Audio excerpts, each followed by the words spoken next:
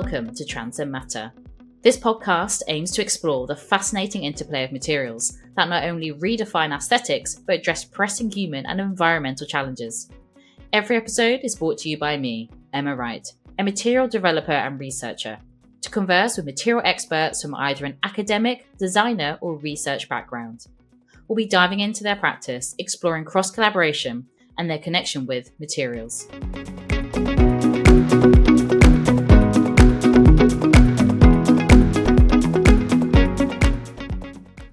Hello listeners, and welcome to another episode of Transcend Matter. How is everyone doing out there in the podcasting ether? Today, I've got a brilliant guest joining us, Edward Hill from Materra. Materra is a tech company focused on regenerative cotton, helping fashion brands meet their ambitious sourcing and impact goals with the data to back it up. Now, you might be thinking, why has Emma brought a tech company onto a materials podcast? For me, material innovation isn't just about physical fibers or product design.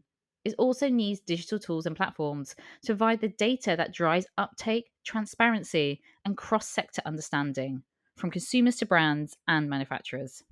So let's dive a little deeper. What exactly is regenerative cotton? So in short, it's cotton grown using farming practices that don't just reduce environmental harm, they actively restore the land. Regenerative agriculture rebuilds organic matter in the soil, boosts biodiversity, improves water retention, and even helps capture carbon from the atmosphere. The benefits go beyond the environment. Healthier soils make them more resilient crops, reduce farmers' dependence on external inputs, and strengthen local communities by supporting livelihoods and creating jobs. And this approach is really gaining traction across the textile industry. Consumers are increasingly tuning in and looking for those kinds of alternatives. So this is where Materra steps in. They combine regenerative farming with service design and digital infrastructure. Their platform supports farmers across India by using data to track environmental changes, share learnings about things like new pests or climate patterns, and ultimately connect farming communities with actionable insights. Edward's going to get into all the details.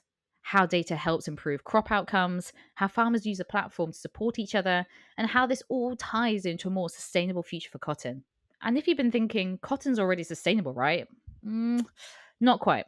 So conventional cotton, especially non-organic cotton, use significant amounts of synthetic chemicals and pesticides. In fact, as of 2024, cotton accounts for roughly 10 to 16% of the global pesticide usage.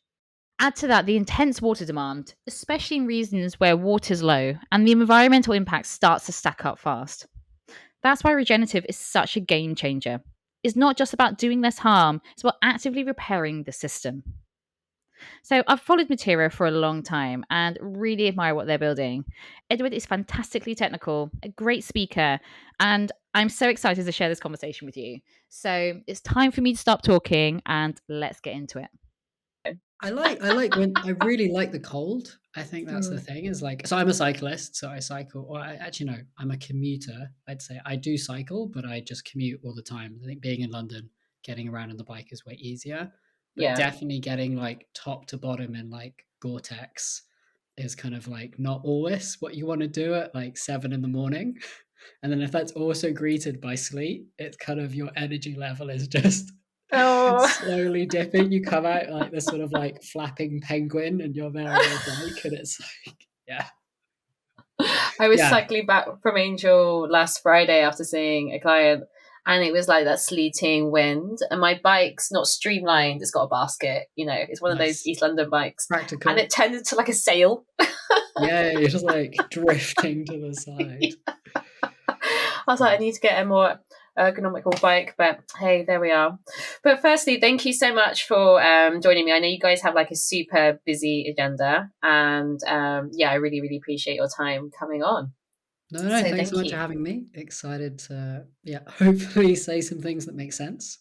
I know for sure you will. And I think after listening to you talk at FFE last year, I think it was really inspiring how, especially just from your perspective and sort of like the organic cotton, what do we want to call them, association group, what have you, just hearing those two different sides on cotton was super interesting, especially I can imagine for people who don't know too much about cotton.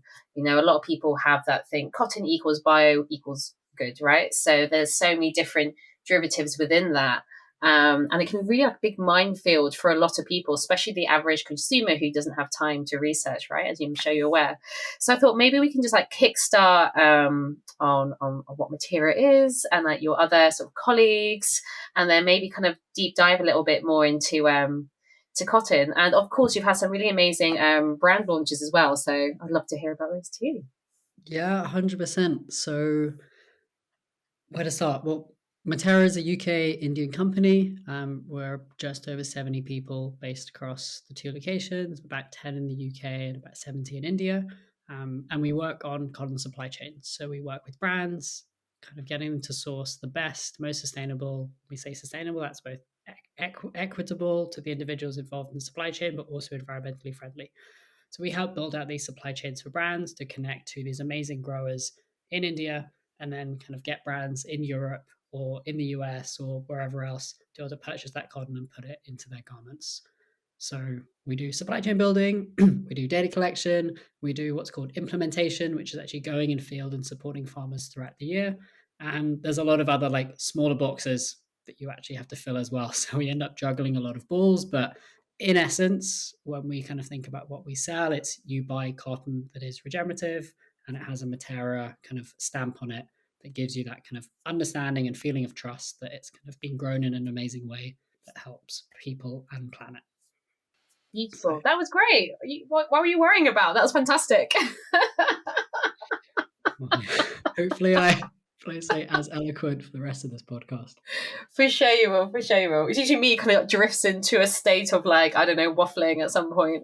I really love your focus on data collection, because I find some material partners, brands can say a lot of things, but there isn't a lot of data to back it up. And what I've always loved from you guys is your consistent data implementation. And you were looking at, bear with me, you may have to expand upon this, like an AI based sort of platform, or like a narrow AI sort of platform, working with the farmers and how to really optimize that sort of regenerative growing of the cotton.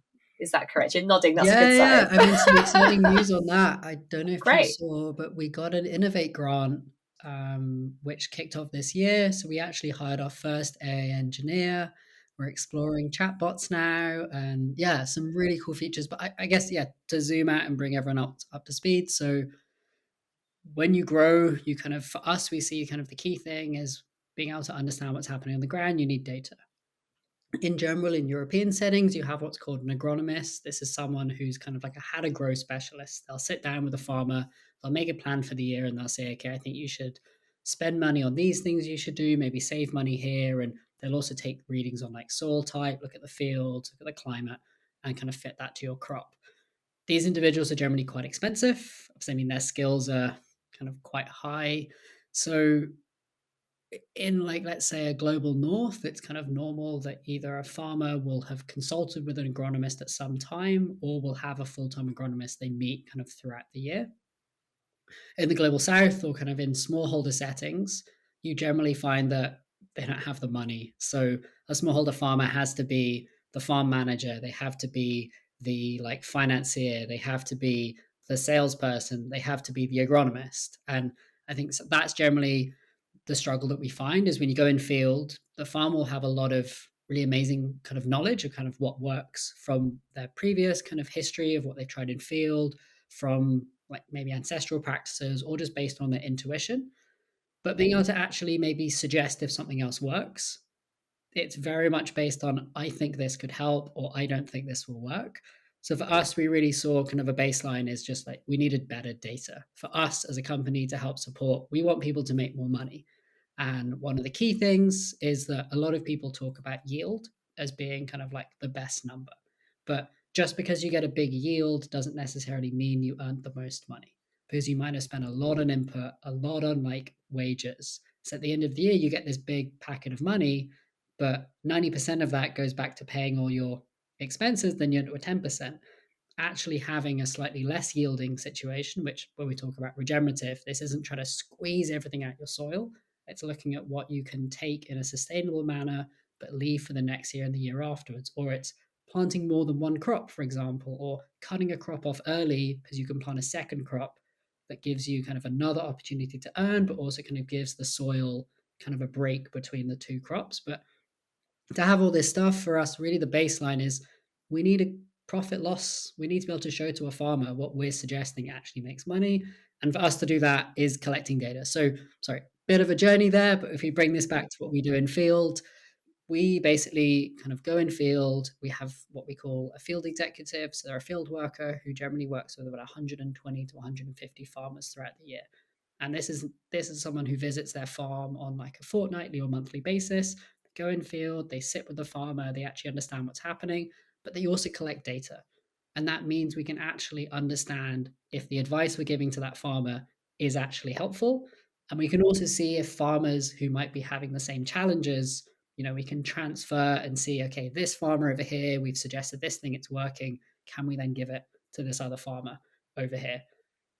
So this has really been the baseline of how we work, is that we believe to actually measure our impact and also to like support the farmers in a way that we know that we're making change, we need good data. And I think that's really been the foundation of how Materra is set up and why we're viewed as, I guess, as a technology company, is that we had to figure out how to collect this data, because you don't just walk in field with a clipboard and you do that with thousands and thousands of farmers. I mean, that's a lot of clipboards, it's a lot of photocopying. So bringing kind of the strand in on AI is we have our own application where we collect stuff and that lets us do basic data analysis. But then we were trying to explore, well, what could happen right now? We have to send someone in field. Like there are easier problems like, okay, maybe my crop is drooping. Like, is that due to pest? Is it due to maybe drought? Like some of these things are a lot easier to solve. And this is what we're kind of really excited to be exploring. So with this Innovate UK grant, is we're trying to see if there are basic kind of chatbot based problem solving. We're not saying that like humans in the end are going to be the best people, like they're going to go in field, they're going to solve the really complex problems. But there are these very basic kind of common problems that we can give immediate solutions for. And when you're a farmer, getting an immediate solution is really what is important too. Is when your crop isn't happy, that's all your money for the year on the line. So getting that reassurance as quickly as possible is incredibly useful, especially when you're doing something new. So, knee-jerk reaction, if we take an example, you see an insect in field. You don't know what it is. You're like, this must be a pest. Let's run and get the pesticide and start spraying. Incredible gross simplification. Like this isn't how like everyone reacts, but if we take that as an example, if we can jump in and identify and say this is a lacewing, which is a beneficial insect and actually eats aphids, we prevent firstly the use of the pesticide and we provide the reassurance that actually this is a good sign, not a bad sign. But I think this is where it kind of comes into, we need to be able to provide this more kind of continuous support. So it's kind of bottom layer is we collect data that allows us to just start understanding what's happening in field. Layer 2 is we start trying to build advisory and we see if this is kind of working. And then what we're now exploring is layer 3, is if some of that advisory can be done instead by a person, can be automated and potentially done by an AI. So then you get a more immediate service. Super interesting. I think there's like a whole plethora of questions I have from this now.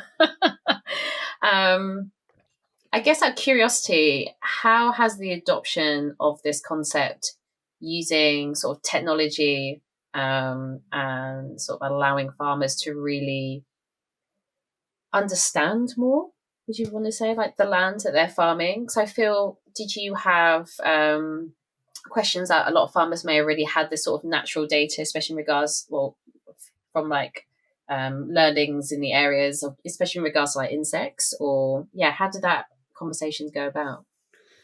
I think it depends. So we work in 3 states across India currently. Each state has its own language. And then within there, you'll have kind of differences on soil type, on kind of local crops that people will grow. And then we also work across different demographics. You'll have tribal communities that are the translation in a European setting is more like indigenous kind of communities that have been on that land for an incredibly long period of time.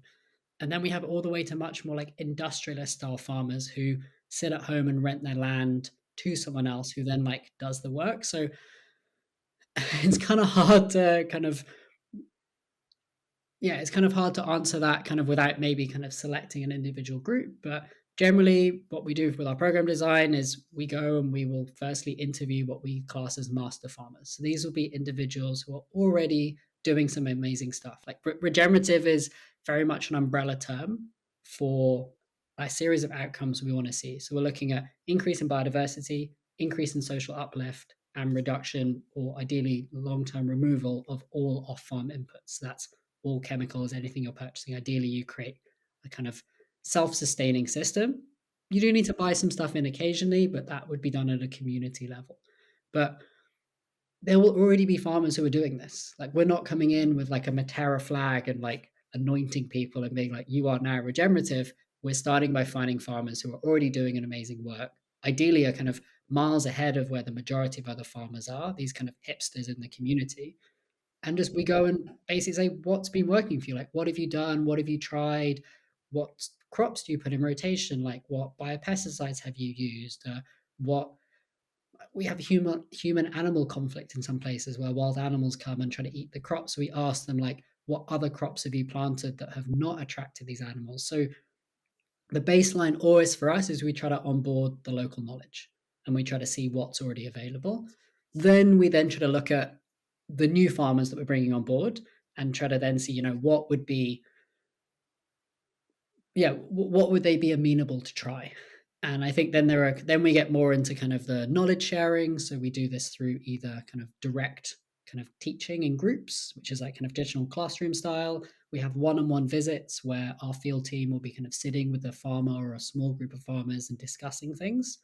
And then we also provide, which I guess is linking back to this AI side, we've been testing kind of remote advisory. So we actually send out throughout the year, again, this is not novel to Materra, lots of people do this, is like WhatsApp-based advisory. So weather patterns say that there's rain coming very soon.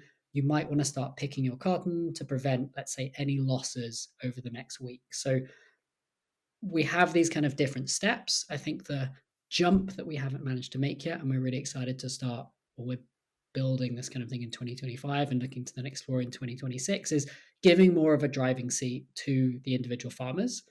Right now, we're the ones kind of making the assessment. We have a bit of a standardized brush we have to put everywhere, but we can actually say to a farmer, would you like to have a remote chatbot that works with you and you set some goals and you see what happens? And someone else is like, no, I just would love to talk to a person and I never want to see a computer. But we can start having, 2 or 3 types of working. Right now, a lot of it has had to be, we go in field and we ask if you have any problems. There's been very little opportunity, for farmers to initiate these kind of concerns coming back because we haven't had a way to filter them and kind of guide them and actually answer. Like if we had 1,000 WhatsApp messages in a day, like our 2 agronomists are going to get totally overwhelmed. Yeah, I can imagine. Even my WhatsApp sometime, if I have like multiple personal work stuff, it's just like, oh, so I can't even imagine. Yeah, that sort of very sort of analog platform, basically. Has any, is the word unusual I'm after? Anything unusual cropped up in regards to applying sort of this very much like tech informative platform to sort of a traditional farming scape? In regards to anything positive, mainly I'm sort of focusing on really, is anything sort of any data sort of information to come up that you wouldn't have normally have found. Especially I think it's really interesting when other farmers can kind of connect to other spaces saying, hey, I found or discovered, or this is cropped up. Yeah. I mean, even as a starting point, I think sometimes people don't want the data. I think there's always this assumption that, I guess this is maybe a more growing up as kind of like a 90s baby and with the internet and everything else. I think people just have these, we're very like tech literate and tech enabled in more of like a Western setting. Right now, like I think it's the stat was roughly like 95% of farmers will have a smartphone now, or like within a family group, they have access to a smartphone. There's like satellite based kind of mobile networks. You can pretty much get internet wherever you want within India. So within reason. So it's not that I'm not trying to say that people in rural communities are not kind of tech enabled. I think it's more that the way that that tech is being used and the assumption of, for example, having all your data collected and managing it in this way is being quite interesting. So some farmers will say, well, I've run a farm for 30 years. why do I need to collect the data? Like, I do the same things every year. They'll be like, it's not helpful. Or another farmer would say, if I actually counted the number of hours I put in, then I would realize how much money I'm losing, and then I wouldn't want to farm, and the whole joy would be taken away from me. So I think sometimes more of this kind of analytical, tech-minded European lens is like, with more data equals efficiency. And it's like, Yeah, interesting. but not every farm is there to be efficient. I mean, farmers are there to survive and to better themselves. I'm also not trying to kind of simplify that, but some people might just enjoy farming, and they do a thing because they enjoy driving their tractor, for example. That's one of the challenges we've had with reducing tillage, which is one of the things we want to do for regenerative. Is it's kind of nice just sitting in your tractor and bumping along and feeling productive, but if you take that away from someone, you're taking away part of the enjoyment in what is, like a lived job, right? It's hard to take apart the job and Yeah, the it's a life. lifestyle career. Like, people are doing it for that movement and what that movement brings to them, and that sort of tactile relationship Yeah. they have to that space. Or they're in a situation where like they're born into farming, they have land, and I mean, so I think a third of India is subsistence. So they live to eat, basically. They live to live. Like they're not really looking to leave that community. They were born with some land. They grow food to eat, and then they grow a small amount of cash crop, which is where cotton comes in. That will be used for paying for, fuel, for electricity, and maybe some sundries that they need for kind of their existence. But yeah, when you come in with this idea of we're going to give you all this data, they're like, what do I do with it? Like, it's just, it's not, they're not, I think, firstly, used to the concept of collecting that much data. Depending on how marginal we go with communities, some of them may not even have a second name or use traditional methods of like calendar based systems because they're not useful. Like, do you need to know that it's Sunday because it's a weekend if you're a farmer?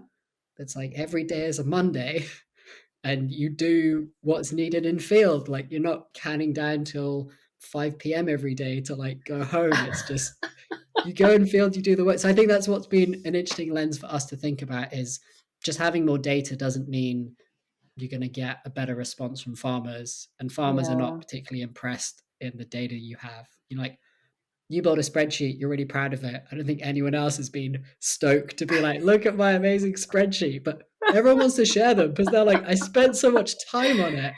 And I think that's Yeah. what we have to look at, is that often the human connection is really what's the foundation and what kind of keeps things through.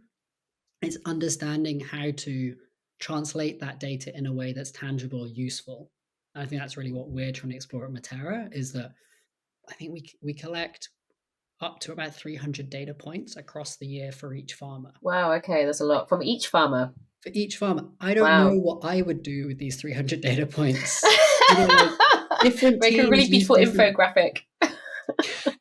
Yeah, you're right. But different teams use different bits of this kind of data set, and we try to make it as holistic as possible. So therefore, we know everything's covered. If you need to cut into that, you can do that. But then it's really questioning on a daily basis, a farmer might only need 10 of those to actually do something. So I know I'm not kind of talking directly, as you're saying, of like, No, it's not. It's just interesting to hear. Yeah. but I think it's more, as I said, just trying to assess. That's what we really try to look at, is like, why are we collecting stuff? Why is it valuable? And then if we believe it's valuable to us, it's then understanding, is that same value seen for the farmer? And the farmer doesn't necessarily need to see the value of all that data. It's just they need to see the outcome. So they say in the field, seeing is believing.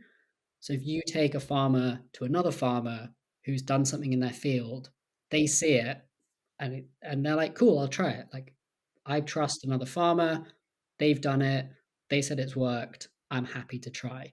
If we show them the data and graphs, they're just like, go away. Like, I don't believe this. So like, you can And have as much data as you want, but it doesn't help in the end. yeah, and has this whole process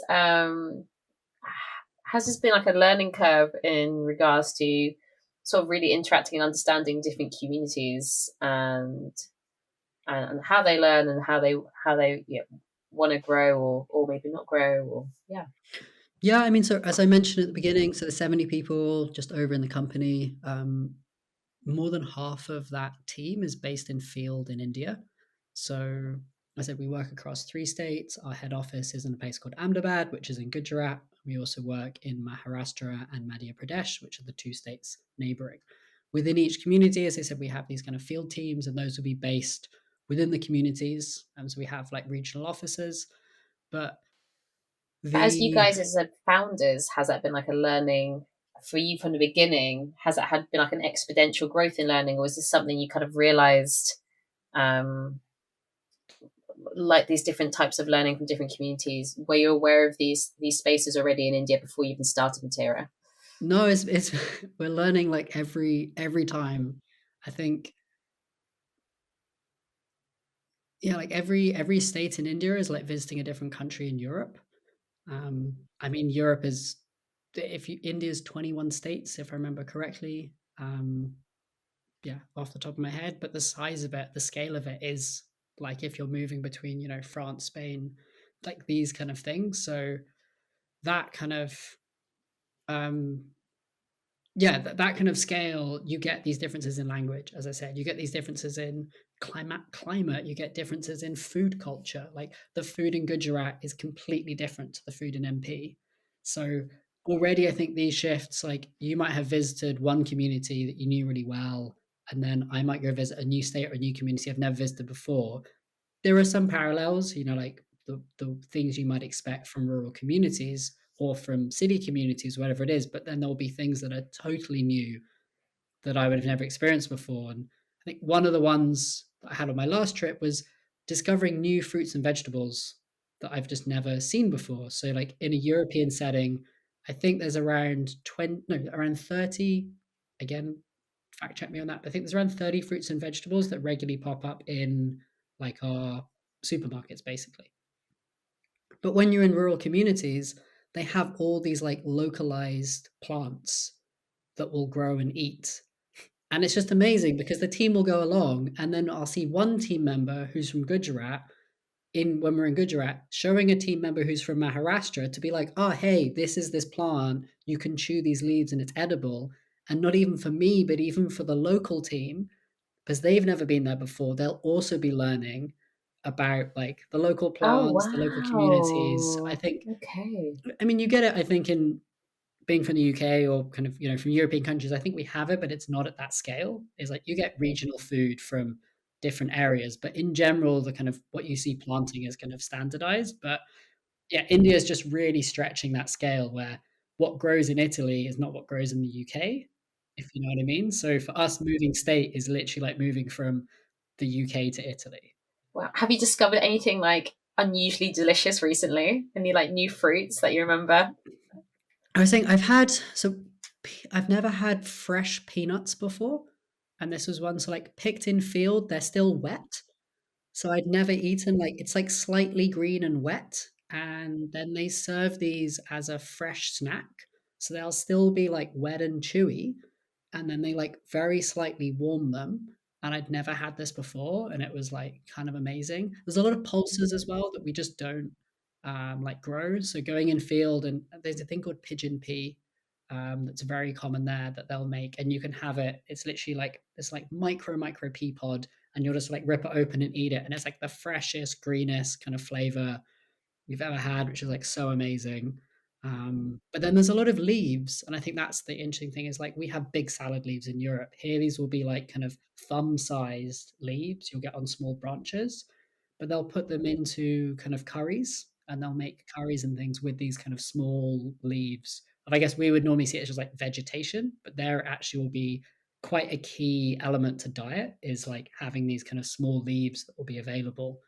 Um, yeah, I mean the fruit is a different conversation, like mangoes in India, and if you ever come out in May, that's peak mango season, and that's like crazy. You'll have a whole lorry just like full of mangoes, and there'll just be like 15 of them next to each other, and they're just falling out the lorries. There's so many mangoes. Oh, I'll let my client. That's when I need to go out and visit their That's yeah. Indian partner in India. We're April planning into one May soon, is so peak mango and sugarcane season, and that's a Ah, very perfect. special time. I have a tendency to diverge, but if we jump a little bit back to the data collection, I have you or do you gather points on the quality of the cotton and almost like, yeah. And I'm curious to know if you've noticed, or maybe this is something you're scoping out this year, if you have regional performance or regional like differences between the cotton quality. And this is something that kind of just generally fascinates me globally. Yeah, how are you guys collecting that? 100%. So in cotton, there's a test called HVI, which is basically a company. Uster has this machine called Uster HVI. There are other alternatives. APHIS is another one, but these are kind of standardized industry tests that will be run on cotton fiber. They'll stretch the cotton fiber and they'll look at the length of it, they'll look at the diameter of it, they'll look at the color of it, they'll look at the strength of it, and a few other parameters. So, in general, the cotton that our farmers grow will be between 29 to 30 millimeter. So, for kind of listeners, if you're looking at things like t-shirts, like jumpers, this kind of stuff, the 29 to 30 is kind of the sweet spot for kind of those products. So, what we call like jersey products. You also can get that in low end shirting. So, kind of like a poplin shirt can kind of be around that usage, or also denim. So, but as you get to kind of finer things like bed sheets, so people would have heard of like Egyptian cotton. Like Egyptian cotton has a very long fiber length, and that fiber length basically means that you can have a much thinner yarn and then you can have a much thinner finished fabric, and it gives this very luxurious feel. But just being longer is not always great. So a lot of canvas or like kind of hard denim products actually use shorter fibers. So you could be down to like 25 mil, for example. We're at the kind of 30 mil, and then the Egyptian cotton could be like 35 to 40 mil. So it's not that just longer is better or like shorter is stronger. It's actually really depends on the fashion product or kind of the textile product that it goes into. Um, for us, the band that we grow in, I said this 29 to 30 really helps us just hit a good sweet spot across kind of what brands are generally looking for as we kind of hits that middle market.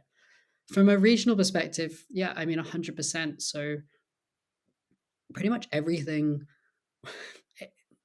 the joy of the cotton industry is that you've got a plant that like each cotton boll is maybe like 3 to 5 grams you'll get of like fiber you'll get inside a cotton boll. A plant could maybe have 40 to 60 bolls on the plant, and then 2/3 of that's going to be seed. So realistically, per plant, you're getting kind of nothing. You're getting like a little ball of fluff that's like this, but that's what we've got. But we found a way of somehow turning these tiny balls of fluff into like millions and millions of garments and standardizing that across the world. So there is variation plant to plant. It really depends how granular you want to go on that. But realistically, depending on the soil type, depending on how much water that plant has got, depending on how much sun that plant has got, you're going to get variations field to field, community to community.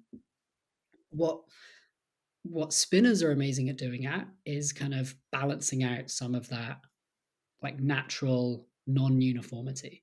But the bracket we're still kind of falling within is we want our fibers on average to be 29 to 30 for the majority of cotton. So you say, let's say 85% of the cotton in a bale from us will be that length. You might have some shorter fibers, you might have some longer fibers, but realistically, the uniformity, and that's the term that will be tested. So you'll have a fiber length and then this basically standard distribution. So ideally, we're looking for a uniformity, let's say of around 85%. And then that's going to be great because then when a spinner buys that, they know that 85% of that bale can be converted to like a yarn that needs 29 to 30 millimeter. Um, what's really interesting, and I think Cotton 2040, this was a research piece, some people will be aware of, that looked at kind of climate going forward by 2040 and modeling that across the world, and then specifically for India. They were looking at different climate factors that affect cotton. And one of the key ones is heat. So heat stress experience, so temperature that goes over 40 degrees, and then also availability of water, so either water scarcity or flooding. So water scarcity affects fiber quality. It's like the plant isn't able to grow properly, So the fiber quality, the plant is stressed, so the fiber quality ends up being less. On the other side, if you're kind of sitting in a puddle, you're obviously not happy as well. So that's like kind of obvious. The heat one is like interesting because it kind of, I mean, it links to the water, but just in general, cotton grows really well between Mm. 25 to 35 degrees. When you look at where cotton's grown in the world, it's in this kind of subtropical band. That's where it kind of has come from, and it suits you. It's not that you can't grow it in other places, it's just that's where you kind of get the best properties. As it gets too hot, all the fiber properties start to go in the way that's just not what the spinners are looking for. So when we look at climate change and we kind of look at this kind of challenges, I think that report came out with is they were saying, I think it was 50% of the world was going to experience kind of some degree of climate factors, and then 75% were going to experience challenges with water, which is quite worrying considering that cotton's the number one natural fiber in the world. It's 25% of the global textile industry, and a lot of that's grown in like smallholder regions. So, I mean, you saw places like US, China, India, top three countries in the world. But even if those three countries are affected even by 20%, that's a lot of global cotton that's just simply not going to be available. Or we're going to have to become more flexible in the quality of our garments. We're going to have to get used to them being maybe rougher or less uniformity, kind of across collections. But yeah, simple, condensed answer. Everything affects it. Climate, soil, location, like literally farmer to farmer, what they decide to do. I think the industry's just got very good at standardizing that. Yeah. And I guess the data collection that you're providing as spinners is just certification of the quality of the percentage, basically, which is super useful. Because before they were just kind of not guessing, but they were having to do a lot of blending. Well, they still I do mean, now so, to some so extent. spinners Yeah. generally always would have testing. So try to not open up too many boxes. Cotton in general is traded, so it's a commodity. When you have, let's say, 100 bales could be like a functional unit, you will have fiber properties connected to that. So generally, when cotton is traded, you would have a fiber test, and then the quality of that will affect its trading price. So if you have, let's say, a higher fiber length, like let's say all the things are high, you might get a few pennies or rupees more per ton on that bale of cotton versus one that all the things are medium versus all the things are low. So already this is not something that we're kind of bringing in. It's that's just generally that's the one part of the industry actually where data collection has always been pretty good, is that actually like for spinners to know what they're buying, they don't want to have like Schrodinger's cotton. They want exactly what they're buying before it arrives at their spinning mill. So generally, you will have these tests, and it will be generally 100 bales. You'll have two tests, and then they'll kind of be like happy to say, "Yeah, I'm happy with this cotton." We've had it with spinners as well, where some communities the fiber quality was dropping below what we had expected due to soil health issues, due to climate issues, and then that was kind of a trouble because then we were having to talk about how could we blend this, how could we mix with higher quality cotton that we had, but it is a challenge. Um, yeah, it's a challenge that I think the spinners are amazing at kind of dealing with. But realistically, from our perspective, we want to try to make sure that the support that we give, the varieties that we choose, the areas that we choose to work in from that soil perspective, from that climate perspective, we know that it's possible. Instead of just kind of going into a community and being like, you're going to grow the best cotton in the world, but we know climatic wise, water wise, it's like it's not possible. So I think that's again more where the data from our program design comes in, is just really making sure when we start with a community, when we baseline that from a climate perspective, from a soil health perspective, that we know that this outcome, is achievable, and not just achievable in the best case. Like the majority of the farmers should be able to grow to this quality. Yeah.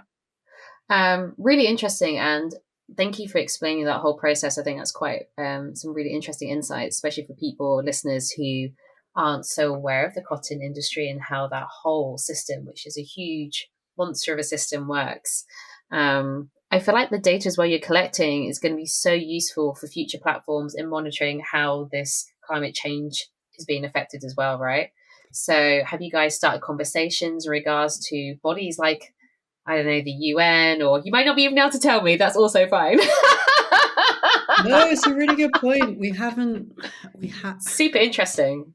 We haven't thought, we've had conversations around like usage of data, but I think in general, like the first thing is like GDPR is not a joke.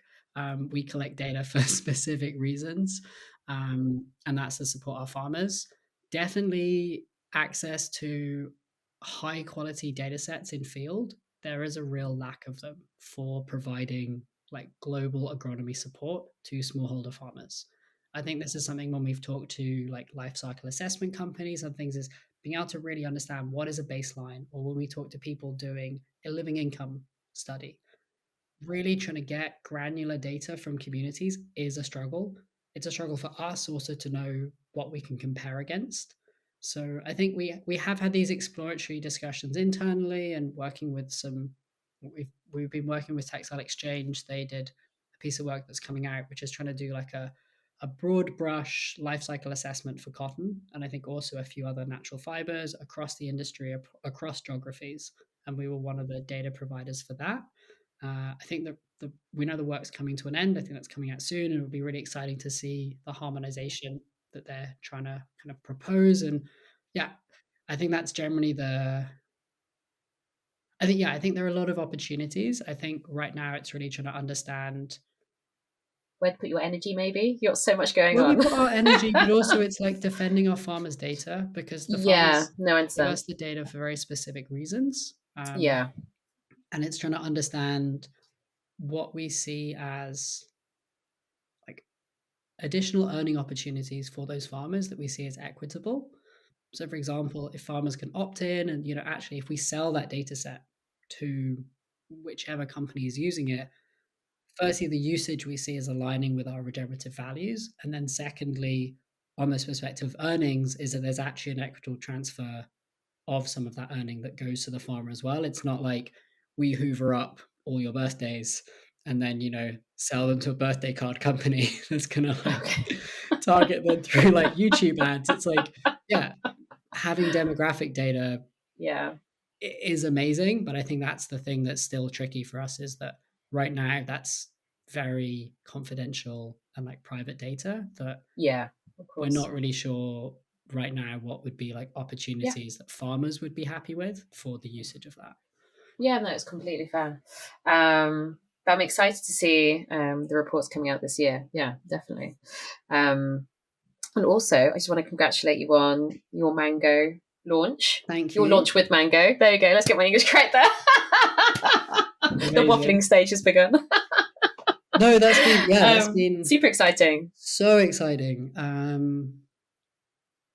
Yeah, that was in the Especially in works regard, for a yeah, long time, which was yeah, cool to.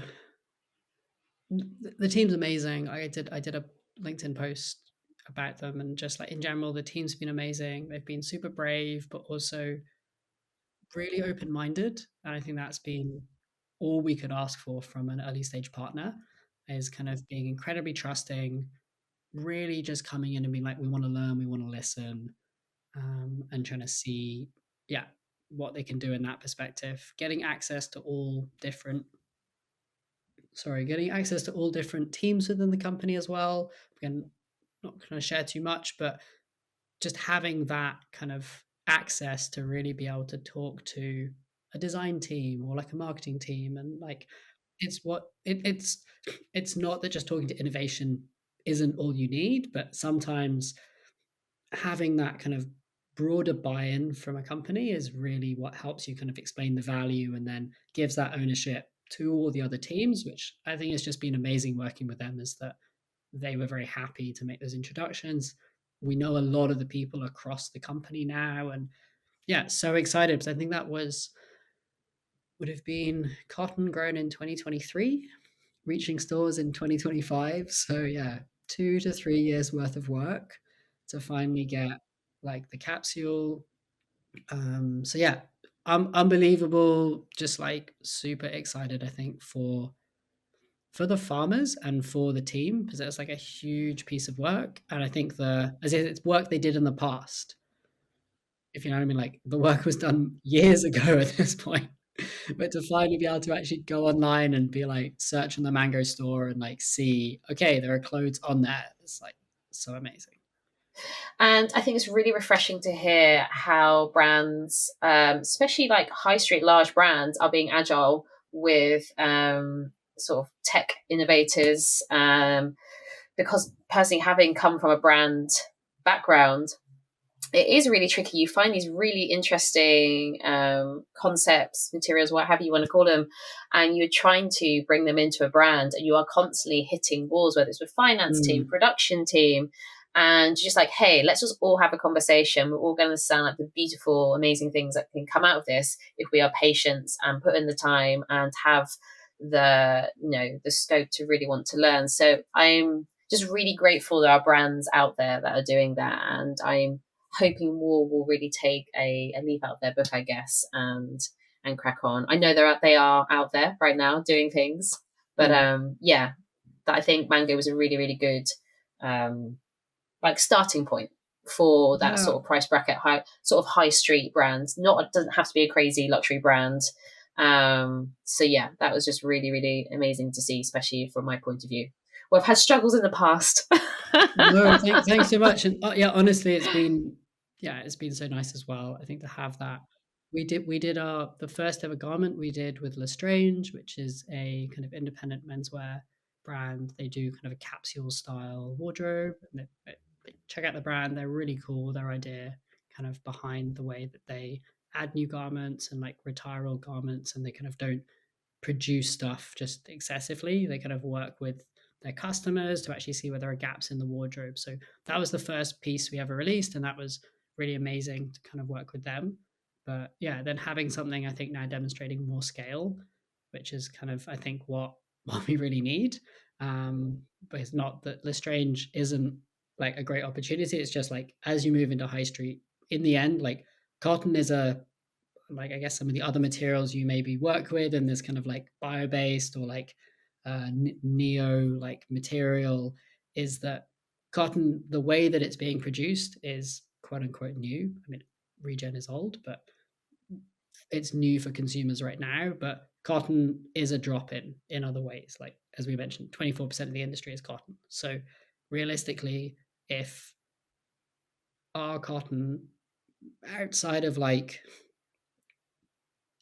assuming equitable pricing, let's put it that way, if it can be in every garment and that can be affordable and available to every person who wants to purchase it, that's the scale that we want to hit.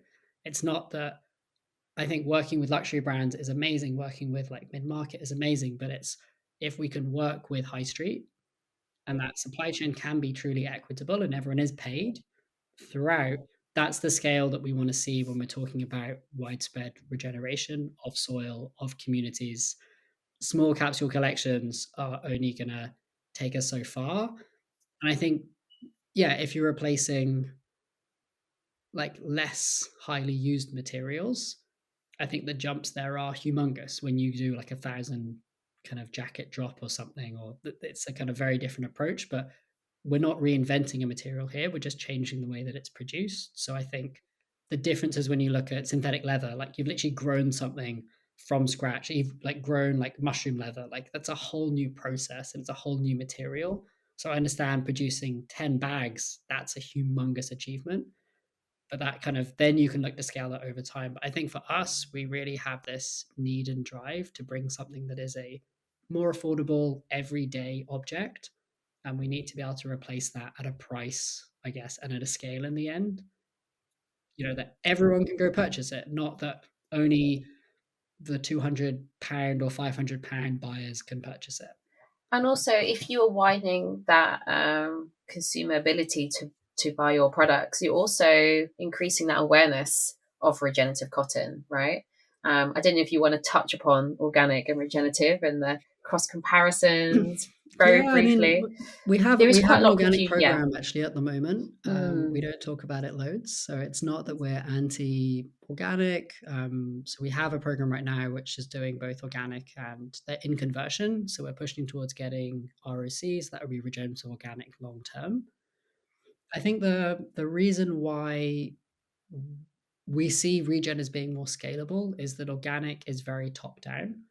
So it's a set of practices that have been set globally that pretty much just says you cannot use any chemicals, you can't use any sort of genetically modified seeds, and there's like a few other things, which I really see as the endpoint of regenerative anyway. It's just, and this is again where I think some people see differently, is it's in our view, it's the equity versus equality approach, which I think has been kind of well covered by lots of people. We see organic in India, there's been about 20 years of work and it's still less than 1%. I think there was a report recently that came out that said between 50 to 80% of that cotton is potentially also just fake. So that's leaving Yeah, like 0.2% maybe of cotton coming out is really it's organic. it's so hard to measure, to trace. Yeah. It's a And nightmare. then, Yeah. but it's more than trying to look at, I'm less concerned at pointing a finger at saying like, ah, it's faked, but it's like, why? And I think that's where we see regen as a solution, is that some people quit smoking overnight, some people take 3 years. For us, it's not that we're supporting the fact that you need to take 3 years, it's just giving you the option at the beginning. If you want to quit on day one, great. That's amazing. Like, we're so stoked. But if you also want to take 3 years, we're here for you and we're not going to ostracize you or point fingers to say that you can't be part of a program. And I think that flexibility of starting point is where we really see this bottom up approach being blended with a top down need from an industry that regenerative is global. It's agreeing on the long term outcomes, but at community level, the way the communities do that is unique to them. And I think that's generally where we kind of struggle sometimes with the approach, is that organic is very Western centric and very European centric at points. And taking a European method of growing and transplanting that into like an Indian context in a savanna setting where, again, my knowledge of global biomes is not great, but from my understanding, the kind of savanna settings you get in India and like sub-Saharan Africa, we don't get these in Europe. So you've got pastoral grazing and like all these other kind of things, and this is not, it's not an approach that we may have had it at some point, but we don't have it now. So when organic has kind of come in, there are these things that don't fit inside the box, but then they're just being forced to fit in the box. So one of the biggest challenges that we found is on inputs. So farmers in general use farmyard manure, so like cow poo, to put on their field. In general, you may not have a cow, so you go to your friend who's down like the road and you're like, oh, have you got some spare cow poo? Cool. How much is it? Cool. I'll buy this much. Send a trolley of it over. If you're organic, that cow had to be fed organic certified feed. So then the cow is then certified organic. So then the poo is certified organic. So then the poo going in your field is now organic as an organic input. Again, I might have over elaborated that, so I'm sure some people might No, you're fine. It's all good. jump in, but this is what we see as some of the challenge. So a lot of the programs that have worked really well is they work on looking at the inputs. It's not even the implementation in field. It's you have to build a supply chain of certified inputs that then enable communities to purchase stuff from other people because you don't do everything yourself. That for us is great. So I think Orissa is one of the states in India. The whole state, the government converted the state to organic. Like, that's amazing, but it has this top down approach. It changes everything. It certifies the landscape. It removes all the chemicals. And then you can just buy from anyone. But for a small farmer trying to figure out if their mate down the road's certified, but maybe not certified, but maybe their mate across the street was last year, but maybe isn't this year, you know, like, Interesting. how do they Yeah. figure out, like, it's not that I'm sure there is some deliberate obfuscation and kind of dodgy business, but for a lot of other farmers, they have their definition of organic that they understand and they're trying to abide by that. But then from a top down survey perspective, there'll be things that probably haven't been translated well or haven't been actioned well. And then if you mess up one time, you're off the program, like, you're done. And that doesn't feel equitable when you've invested 3 years of investment to get your organic certification, and then Yeah. any slip up, you're just out. Interesting. And where's that support network as well in that regard? Again, going back to like having connections and ease of connections with other people who are in that same band as you. I think, yeah, there's definitely a very quick, especially from a marketing perspective, to just focus on organic, and they do forget about the bigger picture and the connections that come on with that. Yeah, and I think, again, going back to what we were saying earlier, driving your products through those high street sort of brands can really, really open up awareness. And I think that's for any material innovator, that is almost like a beautiful aim for, opposed to just always hitting these luxury markets. But again, it's time, and I'm very well at all the R&D that needs to go into it, especially with novel materials. Yeah, I guess like we can just go wrap up here, because there's a lot of chat on your end, and you've been super amazing in regards to really deep diving into the world of cotton for everyone. I guess it's like, how do you see, like, what are the next steps, I guess, after 2025 for you guys? Does it involve any form of collaboration with different other silos? So at the minute, you really are a tech company which looks at sort of materials, right? So that's sort of very tangible and digital. Is there any other applications in that regard in the future, or is it just kind of onboarding and expanding? Yeah, I mean, it's yes to both. So we have an ambitious target to be involved in the regeneration of 500,000 hectares of land by 2030. That can either be directly through our schemes or through partnership with existing organizations that work with farmers, or in a digital capacity. But that's kind of like our North Star that we're pushing towards. From the perspective of, I think, income streams for farmers, so we are actively exploring food and carbon. So when you work on the land, you don't work on a crop. So farmers in India grow cotton in rotation. So they generally will be growing other crops like soya, like peanuts, like wheat. So what we're starting to explore is, how can we also get farmers market connections as a supply chain builder? We're looking at what are the other supply chains that can be achieved for the other crops that farmers are growing that also would be regenerative. And then on the other perspective, if we look at things like carbon, looking towards things like agroforestry, towards biochar, so these are other earning opportunities as well for smallholder farmers, but collectivizing them together and being able to sell kind of whole communities' achievements from carbon to either the fashion supply chain, the food supply chain, or, I mean, ideally kind of to existing customer supply chains. But I think, yeah, so yes on both things. We're going to expand, but we're also trying to look at, with, as you say, like in general, a farmer will have two fields. One of them's cotton, one of them's something else. We support farmers on both. So what can we help the farmer do with this second field that right now the cotton programs are not supporting? Yeah, amazing. And then there's where all the connections come in. I mean, fantastic. So if the listeners want to learn more about Materra and your future projects, is it best to point them towards your website? That's sort of Materra, Yeah, is it .com? we have Yeah. website, LinkedIn, Instagram, any of those. Instagram's kind of more fun content. LinkedIn is where we shoot out more of our updates. So probably one of those two. Fantastic. Thank you so much, Ed. It's been amazing having you on and all your insights. And yeah, I think that's been a really great sort of educational piece for everyone, and sort of some great insights. So it's been brilliant. Yeah, thanks so much for having me, Emma. I really appreciate it.